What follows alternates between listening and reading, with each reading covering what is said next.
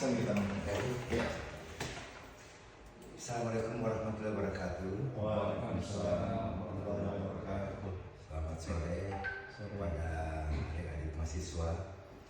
Jadi pada kesempatan hari ini kita memasuki mata kuliah ekonomi manajerial sebagaimana lanjutan dari mata kuliah minggu lalu.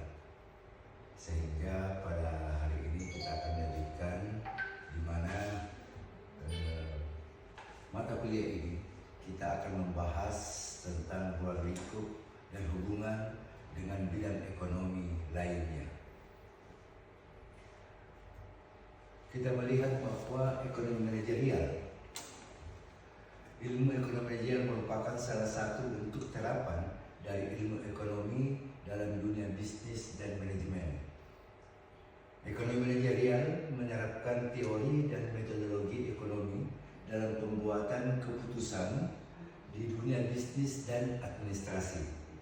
Secara lebih khusus, ilmu ekonomi manajerial menggunakan alat dan teknik analisis ekonomi dalam menganalisis dan memecahkan masalah-masalah manajerial. Selanjutnya, dasar pembelajaran dalam mata kuliah ini yaitu adalah ekonomi manajerial yang merupakan ilmu dan seni yang menggabungkan teori ekonomi dan teknik pengambilan keputusan. Ilmu ini bermanfaat agar sebuah organisasi dapat mencapai tujuannya secara efektif dan efisien. Dan selanjutnya bahwa teori ekonomi menjadi salah satu dasar dalam pengambilan keputusan di dalam ekonomi manajerial. Ilmu ekonomi terbagi menjadi dua area utama, yaitu ekonomi mikro dan ekonomi makro. Ekonomi mikro itu berkaitan erat dengan perilaku ekonomi seperti sistem perdagangan, sumber daya, dan perilaku individu. Sementara ekonomi makro lebih berkaitan dengan investasi, pendapatan, agregat, output, dan lapangan kerja. Jadi sangat jelas membedakan bahwa adanya ekonomi mikro dan ekonomi makro. Sebelum saya lanjutkan, apakah ada mahasiswa sudah paham dengan penjelasan yang tadi saya jelaskan? Paham. Oke, kalau begitu kita akan lanjutkan bahwa konsep-konsep ilmu ekonomi manajerial ini dapat diterangkan secara lebih jelas dengan melihat posisi dan atau hubungannya dalam ilmu ekonomi. Ilmu-ilmu pengambilan keputusan atau decision science serta cabang-cabang ilmu lain yang berkaitan dengan proses pengambilan keputusan manajerial. Jadi ini adalah ruang lingkup dari konsep-konsep ilmu ekonomi manajerial.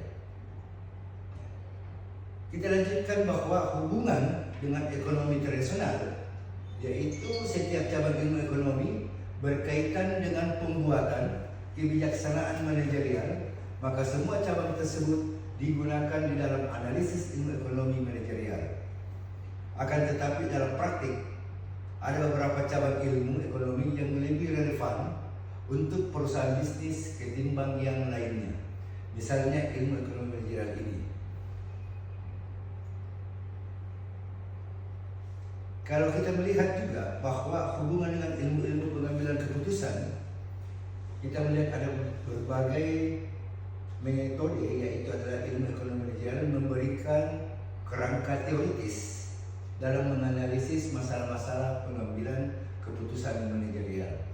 Jadi ini ada sangkut pautnya tentang bagaimana kita mengambil suatu keputusan untuk memberikan keputusan yang bermanfaat bagi perusahaan. Dan secara otomatis dalam perusahaan itu dengan tujuan adalah mendapatkan laba yang sebesar-besarnya.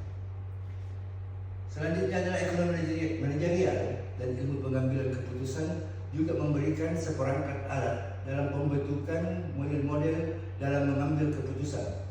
menganalisis pengaruh dari serangkaian tindakan alternatif, dan mengevaluasi hasil-hasil yang diperoleh dari model-model tersebut.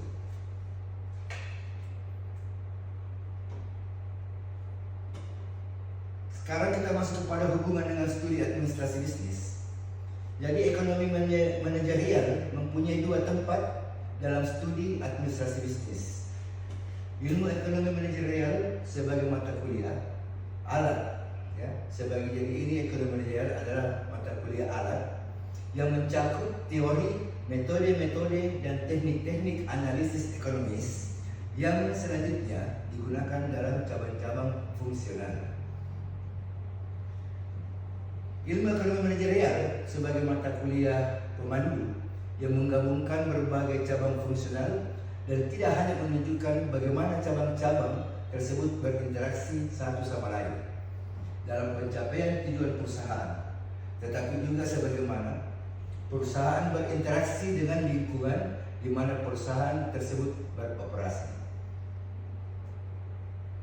Mungkin barangkali dalam mata kuliah ini ada yang sudah paham atau ada yang mau ditanyakan. Untuk itu saya persilakan kepada mahasiswa yang ingin menanyakan sesuatu hal tentang ekonomi manajerial.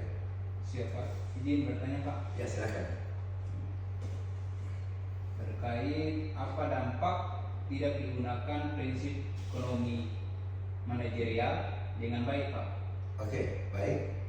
Jadi prinsip ekonomi manajerial itu harus dilaksanakan dengan baik dengan tujuannya bahwa ada pengaruh pengambilan keputusan. Jika kita tidak memakai prinsip-prinsip ekonomi manajerial, maka pengambilan keputusan itu bisa berdampak buruk.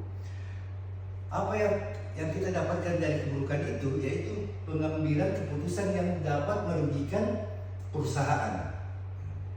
Yang kedua, mampu atau bisa menyebabkan penyebab kesalahan-kesalahan dalam menilai resiko dan peluang.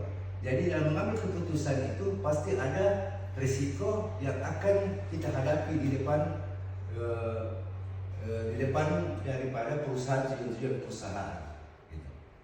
Yang kedua, kalau kita tidak menggunakan prinsip ekonomi manajerial, maka sumber daya manusia digunakan secara boros atau tidak ditempatkan pada tempatnya, sehingga dapat meningkatkan biaya-biaya di dalam produksi dan dapat berpotensi menurunkan produktivitas terhadap produk. Yang ketiga, yaitu kita ini kesulitan mencapai tujuan organisasi atau perusahaan, yang dimana tujuan perusahaan itu mendapatkan laba dan mampu menyaingi pesaing-pesaing usaha kita. Sehingga dalam prinsip ekonomi manajerial itu mampu kita terapkan di dalam suatu perusahaan. Itu mungkin masih ada lagi yang akan kita. Terima kasih Pak. Oke. Jadi saya harapkan kalau sudah tidak ada lagi pertanyaan, saya harapkan bahwa dalam perkuliahan ini bisa kita pahami tentang bagaimana ruang lingkup ekonomi manajerial, dan selanjutnya minggu depan perkuliahan ini kita lanjutkan dengan membahas masalah manajerial yang lainnya. Ya. Oke. Jadi mata kuliah ini saya tutup dengan kata wabillahi taufiq wal hidayah. Wassalamualaikum warahmatullahi wabarakatuh. Waalaikumsalam warahmatullahi wabarakatuh. Oke. Kadang-kadang ya kalau kita Kalau tegang mesti jadi.